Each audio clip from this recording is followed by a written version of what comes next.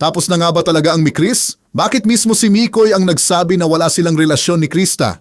Ano ang magiging desisyon ni Kalinga Prab? At bakit pati supporters at sponsors ay nagulat sa naging pahayag?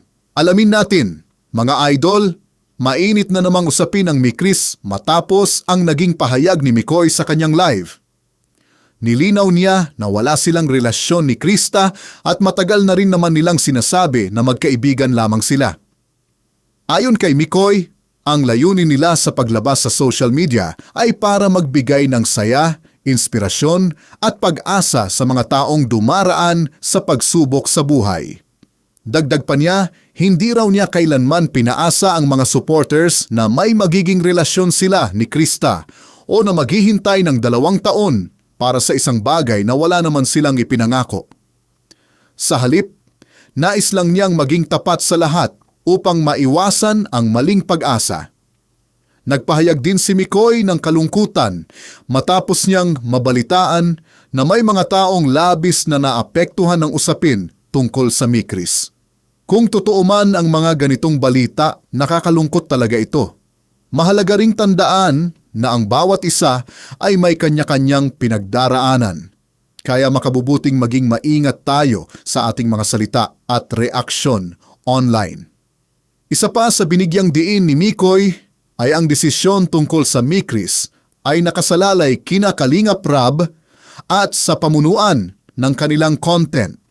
Iginagalang niya anuman ang maging pasya at sinabi rin niyang magpapatuloy siya sa kanyang advokasya ng pagtulong sa mga nangangailangan, lalo na sa mga pamilyang walang maayos na tahanan. Humihingi rin siya ng patuloy na suporta mula sa kanyang mga taga-suporta. Ngayon, marami ang nagtatanong, paano na ang Mikris kung tuluyan na itong mawala? Para sa marami, nalungkot sila dahil naging inspirasyon ang tambalang ito. Ngunit kung magpapatuloy pa rin ang pagtulong ni Kalinga Prab kay Krista at sa iba pang beneficiaries, isa pa rin itong magandang balita.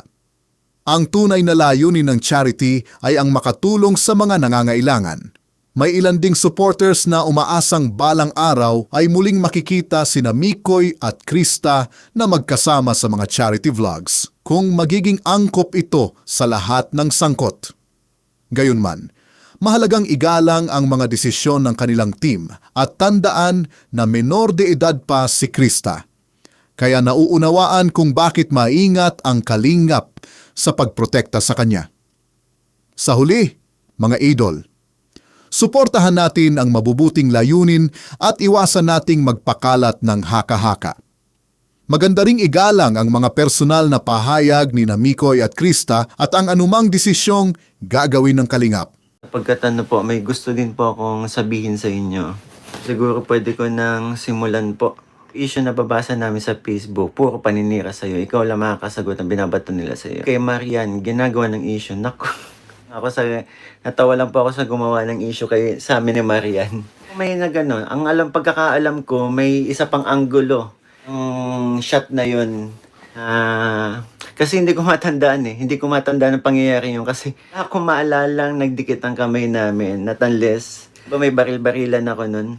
Alam ko hiniram yun ni Marian. Pagkakalam ko may isa pang angulo ng camera yun at binalik lang yata sa akin yung baril. Saka naka-gloves po akong violet nun Dapat kung kamay ko yun, kitang-kita sa camera, gloves ko. Kaya walang ako sa gumawa ng issue. Ng video yun. Akalang tanga, sabihin ko lang sa'yo. Sa naggumawa ng video yung mukha kang tanga sa ginawa mo. Alam mo yung ang gulo-gulo pa ng namin. Tapos gagawin mo pa yan. Pambihira ka. Araw ka rin sa mga panigawa ng ganyan. Maria na nanahimik, dinamay mo. Kawawa yung bata. 'Di ba? So, yun po. Ang purpose ng live nito, may nais din po akong sabihin sa inyo. Means, gano'n na nga rin po ang nangyayari, no? Obserbahan ko ang mga pangyayari, lalo na itong nagdaang linggo, itong buong linggong to. And masasabi ko ay hindi na talaga healthy ang nangyayari sa amin. Lalong-lalo na hindi ako masaya sa nangyari sa aming community, sa ating community. Sobrang nalungkot ako. And ang dami ko nabalitaan na hospital, sana balita lang talaga at hindi totoo. Sobrang sakit para sa amin nun kung isang pumanaw dahil sa amin, sa nangyayari sa amin. Sobrang sakit para sa amin nun kasi may Chris, dito kami, mabas kami, lalo nyo kami upang magbigay ng saya sa mga manonood sa ng buhay, magbigay ng kulay sa mga nalulungkot, 'di ba? Pero ang nangyari ay may ganun tayong mga nababalitaan na support, nagmamahal sa amin na nagkakaroon ng ganun, nagkakaganon, 'di ba? And alam ko masyado nyo pong hindi, masyado nyo lang po kaming minahal, kaya ganon ang nangyari. Yan yung naging reaction nyo sa mga nangyari nitong nagdaang araw, and daming nasaktan, ang daming naapektuhan, ang daming nagkagulo-gulo. Masaya. May binabato sa atin, binas ako, binas si CJ, na siya mga kasamaan natin. Tampuhan. Siguro mga mikris na siguro ang mula sa akin po, na magsasabi po kaming something ni CJ, and po kaming magkaibigan sa mga nagko-comment, sa mga naniniwalang meron kaming something. Wala po kaming relasyon, or wala kaming wala tayong hinihintay na tamang panahon. Ni CJ ay masaya po kami bilang magkaibigan. Masaya po kami bilang nagtuturingan, magkuya. Ako na nakagabay po sa kanya. Kaya siguro ganun din po siguro. Ang daming naapektuhan. Ultimo yung nakaraang vlog, ayaw niyo pumayag na ganito. Kasi sabi niyo nga, akala ninyo masasaktan ako. Hindi po. Masaya po ako na sinusuportahan si CJ. Hindi po ako masaya na ganyan yung nangyayari sa kanya. Lalo nang hindi ako magiging masaya kung madaming taong nasasaktan po. At may mga nadadamay. Nangyaring pambabash. Hindi din po ako masaya doon. Yun na lang, iniisip ko na lang kung ako ay nasa sitwasyon nun. Yung masaya. Isipin nyo na lang din po mga kalingap. May isipin nyo na lang din. Kung kami may relasyon ni CJ po, ano na lang mangyayari po? Hindi pwede po. Hindi pwede. Sa layo po ng age namin. Hindi po ba, sa amin ni CJ, mas importante po sa amin ngayon yung meron kami lang na okay po kami sa isa't isa. Kaibigan, kasi nga po, may pinagsamahan po kami. Tagal, sa isang taon ba naman po na nagtulungan kami para mapasaya po kayo. Walang imposible sa amin na maging ganun kami ka-close. 'Di ba? Walang imposible sa amin na maging ganun kami ka-close kasi nga, masaya kami sa ginagawa namin and masaya kami, lalo naming ginagalingan po. Dahil alam namin madami kami napapasaya. Pero ito nga mga nagdaang araw na po, parang toxic na. Mga mikris, wala po, alam nyo naman, wala tayong binitawang salitang tapos sa inyo. Wala tayong binitawang tapos sa inyo na ganito, ganyan. 'Di ba? Na kasama po kami sa vlog kasama yun sa vlog ng Mikris, 'di ba? Po ang aming aming serye po ay kwento po namin yun. Gawin namin yun. Ito namin ginawa para mapasaya po kayo. Kahit nagsabi ka na may intent kami. Ito po natin yun nung may Mikris pa. Pero ngayon, alam nyo, naman natin masasabi ang panahon, diba? Isipin nyo na lang, yung after 2 years na yan, okay, naging magjowa, nyo po, niniwala po ba kayong mag-stay yan hanggang huli? Nyo po ba yung naging namin ni CJ? Masaya po kami, naging magkaibigan kami at naging mag-close kami. Like sa magjowa, laki ng chance sa maghiwalay po. Laki ng chance hiwalay. Hindi katulad ng meron kami ngayon na pwede naming bit-bitin o dalhin at na hanggang sa pagtanda po. Hanggang sa pagtanda, kung magkaibigan kami, magkasama pa rin kami. Actually, umabot nga kami sa punto. Malay mo naman, di ba? Kung tayo talaga. Ganon. Naasa mo ang Mikris supporters. Inaasa po ba talaga? Sabi po ba talaga natin yan? Nelly Diaz Nelly Diaz Senros, ikaw hindi kita kilala. Alam ko naliligaw ka lang dito. Kaya, ikaw pagulo ka lang, lumayas ka dito. Ang kwenta ang comment mo. Alam ko ang mga Mikris marunong umintindi, hindi katulad ng mayroong pag-uutak ka.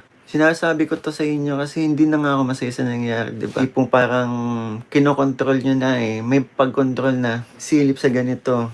Di ba? Ultimong gano'n na video ni Marian. Nakatabi ako na nagkala ninyo, naghawakan kami ng kamay. Kakagulo. Na-stress ang marami. Ano po yun? Di ba? God knows ano nakaplan. Tama. 'Di ba? Gusto nyo magjowa na kami tapos pa maghihiwalay kami. Ano? Di tayo sinungaling. Alam mo naman galing tayo. Nelly, hindi ako sinungaling. Alam mong nasa serye kami. Huwag kang tanga. Lumayas ka dito. Ginamit si CJ. Talaga po bang ginamit ko? Talaga bang ginamit ko? Hindi ako pumasok ng Kalingap para sa love team. Alam niyo yan, mixilog pa lang ako ang gusto ko mag-charity. At hindi ako nagsalita sa inyo ng tapos. Hindi ako nagsalita sa inyo ng may tuldok na magkakatuluyan kami niyo. Diba? Siguro dahil lahat ng yun, halos karamihan galing yun sa mga, kung sinong mga nagsasabi na, mag-GF na nga yata yan, mag-boyfriend-girlfriend na nga yata yan. Wala namang galing sa amin eh. Importante po sa nangyayari kasi alam nyo yun, nangyayari, imbis na maging okay, parang ito pa yung magiging reason para magkasira kami. Magkasira pa kami ni CJ, di ba? Sa gulong nangyayari. Ang ganda-ganda po ang ganda-ganda po ng samahan namin. Kaya, importante po yung sana tama na po. And sana, bigyan nyo rin po ng kalayaan si CJ, 'di ba? Magkaroon man po siya ng bagong katandem. Suportahan na lang po natin, 'di ba? Ako din naman po ay susuporta sa mga gustong mag-stay and sumuport sa aking charity. Tuloy lang po ako. Sabi nga dito, 'di ba, padagos lang, which means patuloy lang. Tuloy lang din po ako sa paggawa ng video ng pagpapasaya po. Alam ko, mula din naman yun sa inyo. Malaking tulong yun sa mga nakakaramdam ng stress, di ba? Yung ginagawa natin pagpapatawa. Gawa natin mga content na hindi lang charity, kundi comedy din.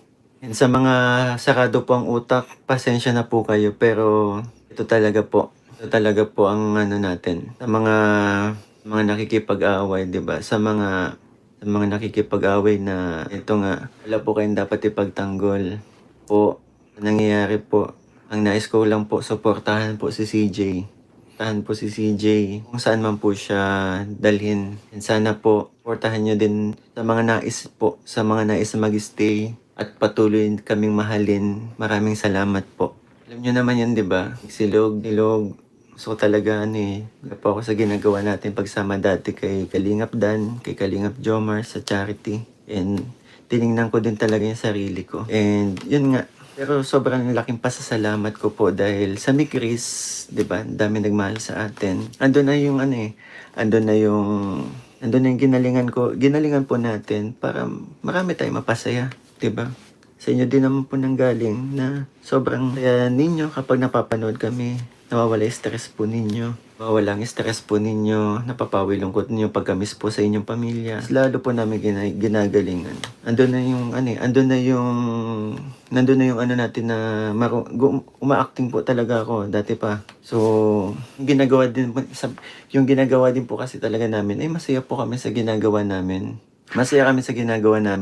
Tipo bang parang totoo po yung mga karakter namin doon ay tipong totoo. Pagkatapos nun, nag-appearan kami ni CJ kasi alam namin na naibigay namin yung best namin. And alam namin na marami kami mapapasaya after mayari yung video yun. Sa mga gusto ko lang sa inyo sana ipaalala po na Kalingap Mikoy po isang charity vlogger. Hindi siya Kalingap partner po. Hindi po pumasok ng Kalingap para magkajowa, para manligaw. Kayo mga idol, ano ang masasabi ninyo sa naging pahayag ni Mikoy?